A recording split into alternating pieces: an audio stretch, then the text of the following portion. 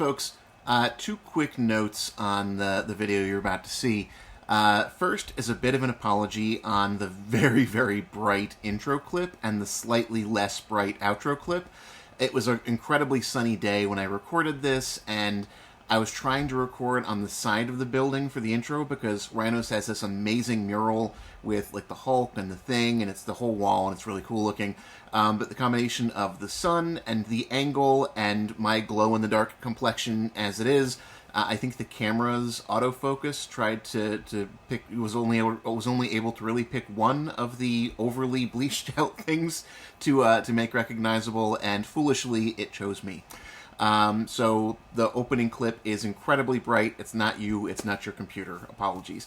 The second note is on the walkthrough when I'm going through and pulling out what I'm finding.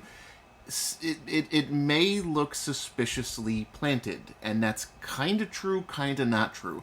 When I first walked in on my initial walk through the store, I was kind of talking and filming and chatting with Chet and the other employees. Rhinos is my regular comic shop. I don't get in there frequently because I split time between Rochester and West Virginia, but even though it'll go months at a time between me going into the store, they always recognize me and chat about things and ask me questions about books they knew I was picking up, and so I wasn't paying attention when I was trying to have a conversation and film at the same time. Thank God I wasn't trying to chew gum as well. I would have walked right through a glass window. But the result was I ended up with a bunch of footage that was unusable because I was paying attention to my conversations and not paying attention to the angle of the camera, and so a lot of that was largely unusable.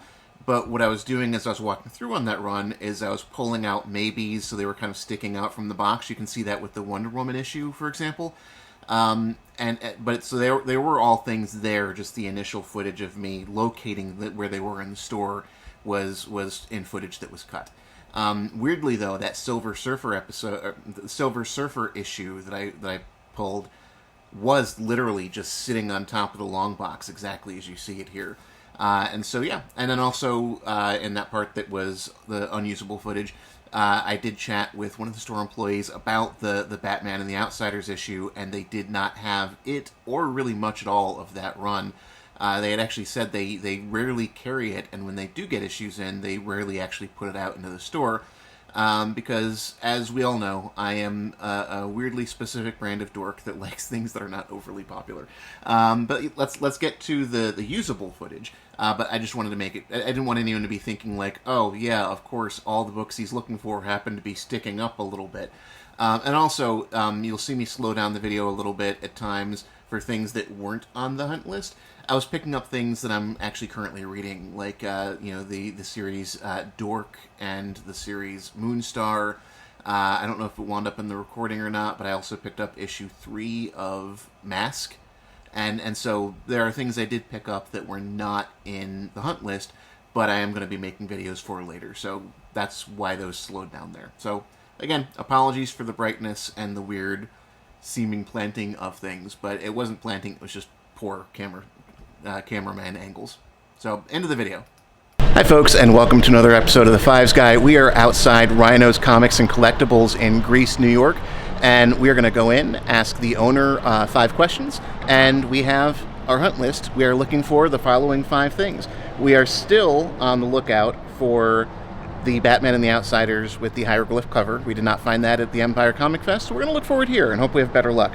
We are looking for Wonder Woman Volume 3, issues 20 to 23, the Ends of the Earth story, written by Gail Simone, because I found out that story actually brought Beowulf back, the Beowulf that we found in Beowulf Dragonslayer. And so that character was brought back by Gail Simone, and I kind of need to see what she did with it. So that is our second item. Our third item is we are looking for the Submariner, issue number 50, the first appearance of Namorita. And then we are looking for something we didn't know we were looking for, and we are looking for something recommended by the shop. And so let's see what we can find.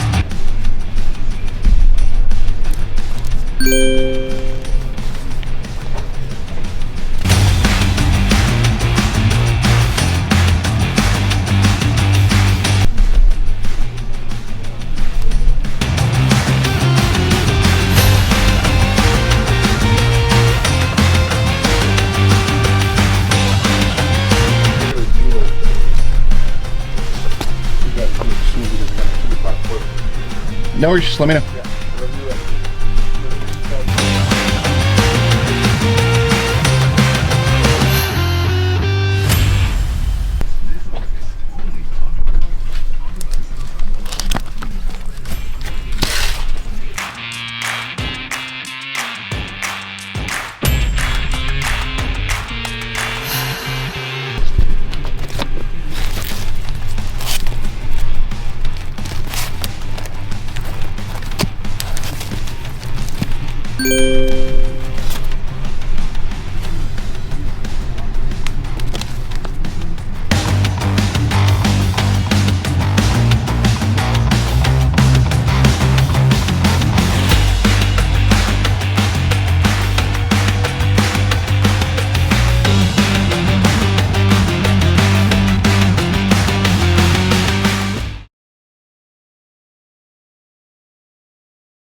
I'm Chet Rhinos. I own Rhinos Comics in Rochester, New York.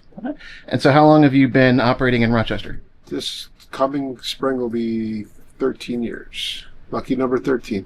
And what inspired the name Rhinos Comics? It was a family play on words. My son used to hang out with a kid. Last name was Pignato, and we were Renatos. They were pigs, and we were rhinos. So that was kind of how it. And then I said, and at the time they were close friends, and it was just something that just stuck. Well, so. Wasn't sure if you were just like a really big fan of the. And actually, one of the finds was Rhino related. Well, when I first opened, Rochester Rhinos were huge, though. Yeah, soccer team. And so that was like, yeah, you sure you could use that? I'm like, it's just a name. People, like, even my accountant's like, you better look into it. I'm like, no, I'm not going to look into it. You know? And they've even been here for a while, I don't think. Yeah, they were established, and they had their stuff, and now they've been gone for 10 years now. So if it was a problem, you won. Yeah, knocked them out, man. Nobody gets my name. All right, and what's the part of your store that you think is really cool? You wish more people knew about? Probably like the independent trades, like over in this area here, and the anime stuff. I'm not a big fan of the anime stuff, but I know when people do find this little niche of a store, they seem to like gravitate here. Especially, we got Ice Cream Man, Invincible. You got all kinds of good stuff. The boys. When people find out about this, they're kind of like, "Hey, can you get book 3, 4, and 5 for me? Because I know you got 1 and 2." So this area generates a lot of money because of those unbeknownst things that they don't know they like yet, for lack of a better term. Yeah, college kids are huge into manga now. Yeah, they're manga, and of course, the boys because of the show, Invincible because of the show, Absolute stuff because just Absolute stuff. Those are like the 3 biggest things right now. That's actually how I get some credibility with my students. Is I let them know that by far the most represented artist in my original art collection is Derek Robertson. Oh, Robertson. Okay, cool. Yeah. But it's all New Warrior stuff. Yeah. It's not the boy stuff. Yeah, there you go. That's great, man. Like I just, I like this stuff, the Conan stuff, growing up with it, and Spawn is just a big section, and Walking Dead. So there's a lot of great stuff here. People, if they bring one home, they're coming back for the next one. Yeah. Comic collectors tend to have hoarder memories, and so it's like I remember decades ago, like the first comic I got when the comic store first opened in my little town in Pennsylvania. It's like an Action Comics issue with Superman in a cage with like mobsters shooting him with like kryptonite spray. Do you remember your very first comic? Yeah, I remember my first 3. It was a drugstore called King's Drugs, and it was on Portland Avenue here in Rochester, and it was Fantastic Four 145, Marvel Team Up 19, and Spider-Man 130. So I had all 3 of those, and I was just like, Conan, the Marvel Team Up 19 had Kaiser on the cover, and I'm like, with dinosaurs, here I'm 7 years old going, what is this? I was out of my mind, it was what a great read, and that was it. That was the trigger. Then I think the next week I bought a Daredevil 109. Then I got caught on Daredevil, and it just it snowballed like crazy. We've talked before about how like the big comic when I was a kid was the New Warriors. That was the comic that kind of just completely pulled me in. What was your New Warriors? Like, what was the comic that turned you from like, hey, dinosaurs to this is something that's going to be probably Marvel Team Up, because it was always more, back then there were more anthologies. So it was like, this was Spider-Man with Kaiser. The next one was Spider-Man with Black Panther. Spider-Man with Brother Voodoo. They had a little bleed. It was more like handing off a baton. But that was like, it was like Spider-Man was always guest starring with somebody. Spider-Man Daredevil, or Spider-Man Doctor Strange was just like, this is insane. You know, and they were more like you didn't have to buy 18 books to read the story. You read one book, read the story, and maybe bled into halfway into the next one. You know, Marvel 2-in-1, number 4, number 5, Captain America, then it bled into Guardians of the Galaxy. You know, it was just No stopping it. no stopping. And then the last question is, anytime I'm going to do one of these videos, I'm going to ask for like a recommendation. Like, you're the one that actually has some sense of me having come in here before, like New Warriors fan of creators like, Bagley and Robertson and, Nicieza, Josh Williamson, like, New Warriors, Darkhawk, The Outsiders, that kind of vibe. What would be a recommendation you would make for someone with that kind of nostalgia? Just Bronze Age Marvel. I mean, it doesn't matter what the title is. If you could, Bronze Age Marvel's, very disappearing. Now's the time to get it. If you could find them between that $5 and $10 mark, jump on them. Doesn't matter what the title is. It's got to be a main title, like a Spidey, a Cap, a Daredevil. But those are where you got to be. Buy those books. You won't regret it, because right now a new book costs you $5. That's probably going to bleed into 18 different books. It's going to cost you a lot of money to read that story. But if you do like I just said, with like let's say Marvel 2-in-1 number 12, and it's an $8 or $10 book, it's an anthology. You don't got to read the next one if you don't want. If you don't like it, you don't like it. If you love it, now you're starting to pick that scab, and you're going to keep bleeding because you can't help yourself. Bleeding in comics is good. So cool. All right, and can tell people where they can find you? Yeah, we're on Dewey Avenue across from Walmart in Greece, New York. 3805 Dewey Ave. I've been here for 13 years. It's big. I got red, white, and blue lights every night. They go on, so you can't miss us. And big Rhino sign out front. Very cool. And find us on Whatnot, eBay, and soon to be eBay Live as well. So thank you very much, Scott. I appreciate it. All right, folks, we just came out of Rhinos Comics and Collectibles, and we hit on some, and we struck out on some.